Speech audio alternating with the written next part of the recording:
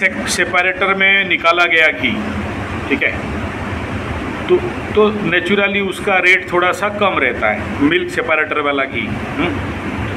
और जनरली देसी गाय का A2 A1 जो आप बता रहे हो ना, उसमें मिल्क सेपरेटर में बनाने जो घी निकलता है उसमें 2000, 3000, 4000 के आसपास अलग अलग क्वालिटी, जैसे प्योर घी का गिर गाय का चाहते हैं तो उसका थोड़ा सा अलग आएगा, साहिवाल का आएगा थोड़ा सा अलग, उड़ीसा वाला गाय का घी का करीब 1,500-2 हज़ार रुपया में आएगा, ठीक है। ये तीनों जो अवेलेबल है उसका रेट बता रहा हूँ, ठीक है। साहिवाल, गिर, राठी का भी है और देसी उड़ीसा वाला गाय का घी है, तीनों, ठीक है।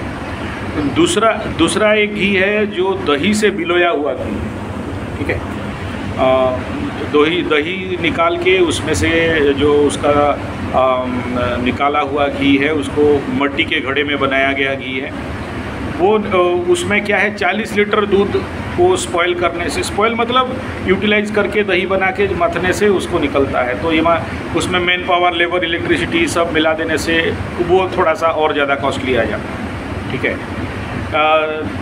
तीसरा प्रक्रिया का घी है जो दूध से ऊपर का जो सर होता है, सर मतलब ऊपर एक तो बैठता है ना लेयर, उसको निकाल के बाट के उसको मथन करके उससे एक घी निकलता है। 3 प्रकार का बेसिक घी रहता है, ठीक है। तो और तीनों का अलग अलग रेट रहता है।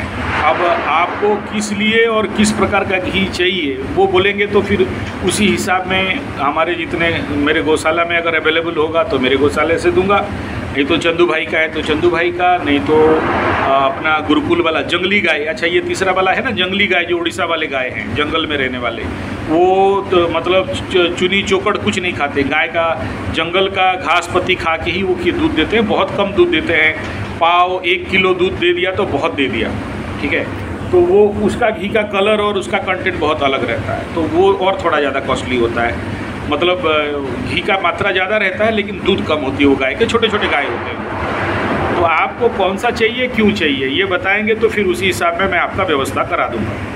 अच्छा, तो फिर आपको लो कॉस्ट वाला चाहिए तो लो कॉस्ट वाला भी दिला देंगे, हाई कॉस्ट वाला चाहिए तो हाई कॉस्ट वाला, जैसे बोलोगे वैसा करता है।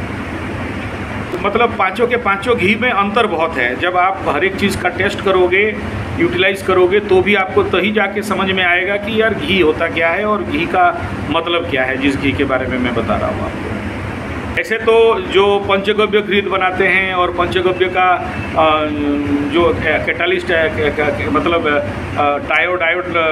आयोनिक घी जिसको बोलते हैं, जिसमें 64 प्रकार का जड़ी बूटी डाल के, वो तो हायर कॉस्ट है, 11,000 रुपया किलो।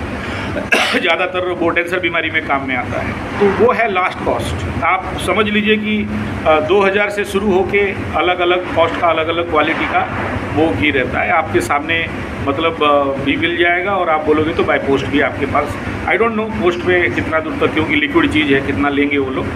हालांकि बरगढ़ तो बस में भी चला जा सकता है।